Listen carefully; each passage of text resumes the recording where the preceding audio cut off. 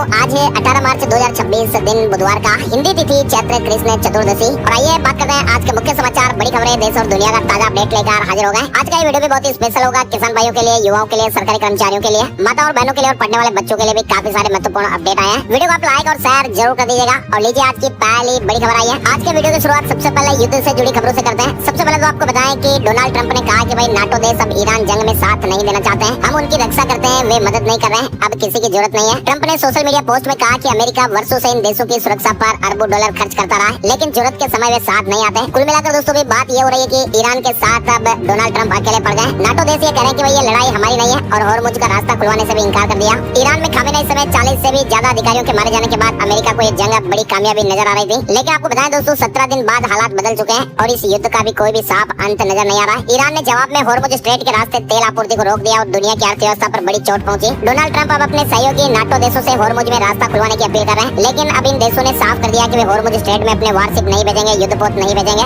Germany ने तो कहा कि ये यूरोप की जंग नहीं है, ब्रिटेन ने भी कहा कि हम इस युद्ध में नहीं फंसेंगे और इटली कह रहा है कि जंग नहीं, बातचीत से हल निकालो। इधर यूरोपीय यूनियन ने भी डोनाल्ड ट्रंप की अपील को ठुकरा दिया। इधर इजराइल ने कहा कि 3 सप्ताह के लिए जंग की प्लानिंग तैयार है। वहीं ईरान ने कहा कि अमेरिकी सेना आए तो फिर अंजाम भुगतना होगा। कुल मिलाकर दोस्तों तनाव भी लगातार बना हुआ है। इधर खाड़ी देशों ने अमेरिका को ये चेतावनी दी है कि ईरान के खिलाफ सैन्य अभियान को बीच में रोकना रणनीतिक भूल होगी, ईरान को घायल छोड़ना बड़ी भूल हो सकती है। खाड़ी देशों ने अमेरिका को चेतावनी दी है, यानी कुल मिलाकर खाड़ी देशों ने अमेरिका को ईरान के खिलाफ कार्रवाई जारी रखने को कहा है। इधर ईरान ने क्षेत्रीय तेल प्रतिष्ठानों और हवाई अड्डों को निशाना बनाया। खाड़ी देश सीधे सैन्य भागीदारी से फिलहाल बच रहे हैं। पश्चिम एशिया में जारी इस युद्ध के बीच खाड़ी देशों का रुख अब तेजी से बदलता दिख रहा है। 6 खाड़ी देशों पर हमलों के बाद ये माहौल अब बदल गया। लेकिन सबसे बड़ी प्रॉब्लम दोस्तों भी ये हो रही है कि अमेरिका के साथ सहयोगी देश नहीं आ रहे हैं। और तो और खबर आ रही है कि ईरान युद्ध में अपने हिसाब से मीडिया कवरेज चाहता है। डोनाल्ड ट्रंप प्रशासन व्हाइट हाउस पत्रकारों पर दबाव भी बना रहा है। ट्रंप प्रशासन ईरान युद्ध की कवरेज को अपने हिसाब से चलाना चाहता है। राष्ट्रपति ट्रंप और उनके सहयोगी पत्रकारों पर दबाव बना रहे हैं और उन्हें पसंद न आने वाली खबरों पर नाराजगी जता रहे हैं। और इधर बड़ी खबर आई है कि अमेरिका के नेशनल काउंटर टेररिज्म सेंटर के प्रमुख जोसेफ केंट ने पद से इस्तीफा दे दिया है। उन्होंने कहा कि अमेरिका को ईरान से कोई तात्कालिक खतरा नहीं था। साथ ही उन्होंने ट्रंप प्रशासन के फैसले पर भी सवाल उठाए और जंग का विरोध किया। कुल मिलाकर दोस्तों अमेरिका में आप देखिए ट्रंप सरकार के अंदर भी ये मतभेद खुलकर सामने आ रहे हैं। उन्हीं के आदमी कह रहे हैं कि भाई झूठ बोल रहे हैं, डोनाल्ड ट्रंप ईरान से यूएस को कोई खतरा नहीं था और इन बड़े अधिकारी ने इस्तीफा दे दिया। चलिए बड़ी खबर आप देखिए, फिनलैंड के राष्ट्रपति अलेक्जेंडर स्टब ने मिडिल ईस्ट जंग रोकने के लिए भारत की भूमिका महत्वपूर्ण बताई है। उन्होंने कहा कि भारत अमेरिका, इजरायल और ईरान के बीच सीज फायर कराने में मध्यस्थ बन सकता है। और इसी बीच भारतीय विदेश मंत्री भी ईरान से लगातार बातचीत कर रहे हैं। पीएम मोदी ने यूएई के राष्ट्रपति से बातचीत की, हॉर्मुज से निर्बाध परिवहन पर भी सहमति बनी है। प्रधानमंत्री नरेंद्र मोदी ने यूएई के राष्ट्रपति से पश्चिम एशिया के हालातों पर भी लेटेस्ट चर्चा की है। उन्होंने यूएई पर हुए हमलों की निंदा करते हुए नागरिकों की मौत और नुकसान पर भी चिंता जताई। साथ ही दोनों नेताओं ने हॉर्मुज जल डमरू मध्य में सुरक्षित नौवहन और क्षेत्र में शांति बहाल करने पर सहमति जताई है। और इधर बड़ी खबर आप देखिए, ईरान के नए सुप्रीम लीडर मुजतबा खामेनेई ने साफ साफ कहा है जंग तभी रुकेगी जब अमेरिका और इजरायल घुटने टेकेंगे और हरजाना देंगे। साथ ही उन्होंने सभी युद्ध विराम के प्रस्ताव भी ठुकरा दिए।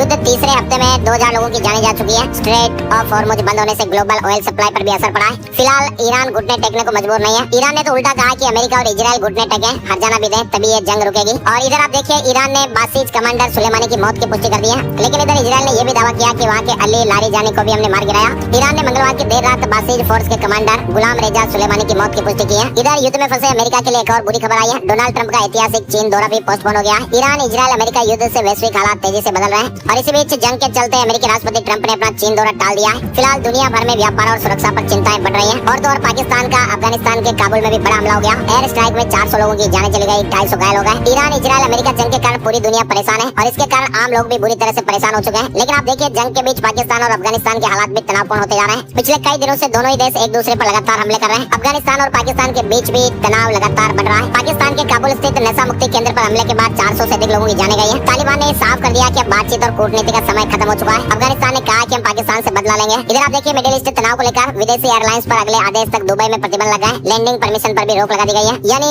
युद्ध के चलते विदेशी एयरलाइंस पर अगले आदेश तक दुबई में प्रतिबंध लगा है। इधर बड़ी खबर आ रही है, एनआईए ने 6 यूक्रेनी और 1 अमेरिकी नागरिक को गिरफ्तार किया है। भारत में उग्रवाद का समर्थन कर रहे थे। यूक्रेन ने तत्काल रिहाई की मांग की है। और वर्ल्ड अपडेट में आप देख सकते हैं नेपाल में शी जिनपिंग की किताब जलाने पर विवाद हो गया, चीन ने नाराजगी जताई है। बड़ी खबर आ रही है, मार्च में साइन होने वाली भारत अमेरिका अंतरिम ट्रेड डील फिलहाल टल गई है। अब नया टैरिफ स्ट्रक्चर तैयार होने के बाद ये बैठक होगी। अमेरिका की सुप्रीम कोर्ट ने डोनाल्ड ट्रंप के सारे टैरिफ रद्द कर दिए थे। मार्च में एक डील साइन होनी थी, लेकिन इस कोर्ट के फैसले से फिलहाल ये टल गई है। चलिए इधर बड़ी खबर आ रही है, बांग्लादेश ऊर्जा संकट से निपटने के लिए जमीन और समुद्र में तेल गैस खोजने की तैयारी कर रहा है। सरकारी कंपनी पेट्रो बांग्ला 47 ब्लॉकों के लिए अंतर्राष्ट्रीय टेंडर लाएगी। पश्चिम एशिया के लिए आज 50 उड़ानें चलाने वाला एयर इंडिया यात्रियों के लिए एक्स्ट्रा उड़ान की व्यवस्था रहेगी। एयर इंडिया और एयर इंडिया एक्सप्रेस आज यानी 18 मार्च 2026 को पश्चिम एशिया के लिए कुल 50 उड़ानें संचालित करेंगी। इनमें जेदा और मस्कट के लिए नियमित उड़ानें भी शामिल है। इसके अलावा यूएई और सऊदी अरब के लिए 24 अतिरिक्त विशेष उड़ानें भी चलाई जाएंगी। और बड़ी खबर आप देखिए, ताजा स्थितियों में एनडीए 135 से बढ़कर 141 सीटों पर पहुंच गया है। राज्यसभा की तस्वीर बदल गई है, एनडीए को पूर्ण बहुमत मिला है। विपक्ष की राह फिलहाल मुश्किल रहेगी। बंगाल में ममता बनर्जी ने 74 विधायकों के टिकट काट दिए हैं। तृणमूल कांग्रेस पार्टी टीएमसी ने मंगलवार को पश्चिम बंगाल विधानसभा चुनाव की कुल 294 सीटों में से 291 सीटों पर अपने उम्मीदवारों का ऐलान कर दिया है। बाकी 3 सीटें सहयोगी बीजेपीएम को दी गई है। ममता बनर्जी ने 74 विधायकों के टिकट काटे हैं, 15 विधायकों की सीटें बदली गई है। ममता बनर्जी भवानीपुर से चुनाव लड़ेंगी और उनका मुकाबला बीजेपी नेता शुभेंदु अधिकारी से होगा। इधर बड़ी खबर आ रही है, केंद्र सरकार ने उन खबरों पर जवाब दिया जिसमें कहा जा रहा था कि अगर ग्राहकों ने ई-केवाईसी नहीं कराया तो उनका गैस कनेक्शन काट दिया जाएगा। पेट्रोलियम मंत्रालय ने क्लियर किया कि भाई ई-केवाईसी की जरूरत सिर्फ उन्हीं ग्राहकों के लिए है जिनका वेरिफिकेशन अभी तक नहीं हुआ है। सरकार ने कहा कि ये कोई नया नियम नहीं है, मकसद सिर्फ इतना कि ज्यादा से ज्यादा गैस ग्राहक अपना बायोमेट्रिक वेरिफिकेशन करवा लें ताकि सिस्टम में फर्जीवाड़ा ना हो। लोकसभा से 8 विपक्षी सांसदों का निलंबन हट गया। स्पीकर ओम बिरला ने सांसदों से कहा कि पोस्टर और एआई से बनी तस्वीरें न दिखाएं। सुप्रीम कोर्ट का बड़ा ऐतिहासिक फैसला आप देखिए, बच्चा गोद लेने पर मां को 12 हफ्ते छुट्टी, 3 महीने से कम उम्र का नियम हट गया है। सुप्रीम कोर्ट ने कहा कि पिता को छुट्टी का भी नियम बने। सुप्रीम कोर्ट ने मंगलवार को कहा कि अब किसी भी उम्र के बच्चे को गोद लेने वाली महिला को 12 हफ्ते की छुट्टियां मिलेगी। सिर्फ 3 महीने से कम उम्र के बच्चे को गोद लेने पर ही छुट्टी देना गलत है। इसके अलावा कोर्ट ने केंद्र सरकार से कहा कि वे पितृत्व अवकाश यानी पिता की छुट्टी को भी कानून में शामिल करें। उत्तराखंड के बाद अब गुजरात में भी यूसीसी की तैयारी,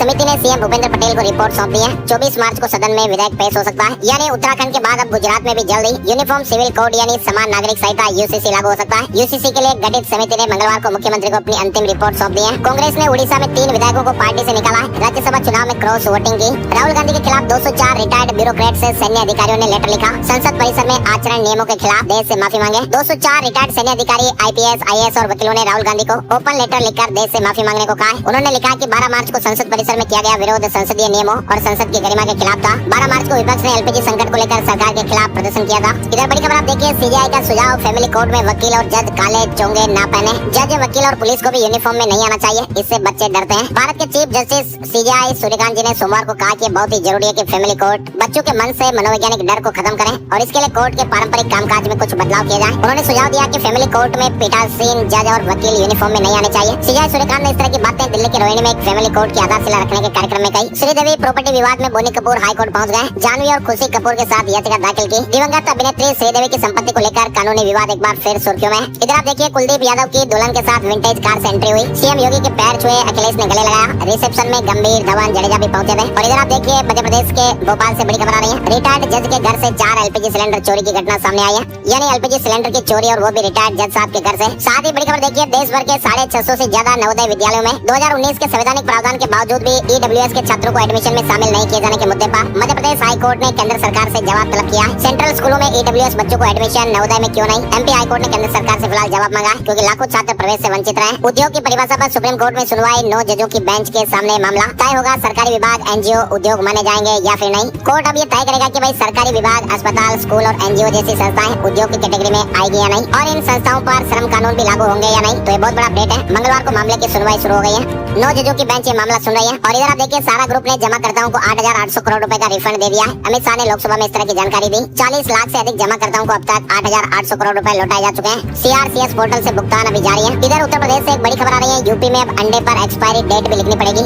1 अप्रैल से ये नया नियम लागू होने वाला है। ताजा बताकर खराब अंडे नहीं बेच पाएंगे दुकानदार। यूपी सरकार ने लोगों की सेहत से जुड़ा एक बड़ा फैसला लिया। उत्तर प्रदेश में 1 अप्रैल 2026 से प्रदेश में अंडे पर एक्सपायरी डेट लिखना होगा। उत्तराखंड में बनेंगे 160 किलोमीटर लंबे 51 रोपवे। केदारनाथ हेमकुंड साहिब यात्रा आसान होगी। 4 प्रोजेक्ट्स पर 2026 में काम शुरू हो जाएगा। इधर आप देखिए, हिमाचल प्रदेश में आज से ही भारी बारिश और बर्फबारी। 3 जिलों में ओलावृष्टि का ऑरेंज अलर्ट। 5 डिग्री तक टेम्परेचर गिर सकता है और 60 किलोमीटर की रफ्तार से तेज हवाएं भी चल सकती है। हिमाचल प्रदेश में आज यानी बुधवार से ही भारी बारिश और बर्फबारी का पूर्वानुमान है। 18 मार्च की शाम से मौसम बदलेगा और 21 मार्च की सुबह तक प्रदेश में बारिश और बर्फबारी जारी रहेगी। हिमाचल में कैबिनेट रैंक खत्म, नेताओं की सैलरी में 20% कट, सुविधाएं भी रोकी। सीएम का वीआईपी कल्चर पर वार हुआ। हिमाचल प्रदेश सरकार ने कैबिनेट रैंक के दर्जे को वापस ले लिया। अब बोर्ड, निगम और आयोगों में अध्यक्ष, उपाध्यक्ष, प्रधान सलाहकार और अन्य अधिकारियों के पास कैबिनेट रैंक नहीं रहा और इसे लेकर मंगलवार को आदेश भी जारी हो गए। इधर बड़ी खबर आ रही है, संत प्रेमानंद महाराज से मिलने के लिए आ रही राष्ट्रपति द्रौपदी मुर्मू जी अयोध्या में श्री राम यंत्र स्थापित करेंगी। राष्ट्रपति द्रौपदी मुर्मू 19 से 21 मार्च तक 3 दिन यूपी में रहेंगी। और इधर आप देखिए, रिलायंस, एचडीएफसी समेत 5 बीमा कंपनियों पर 8 करोड़ का जुर्माना लगा। गलत तरीके से पॉलिसियां बेची जा रही थी। 24 घंटे में गारंटी के साथ पार्सल की डिलीवरी होगी।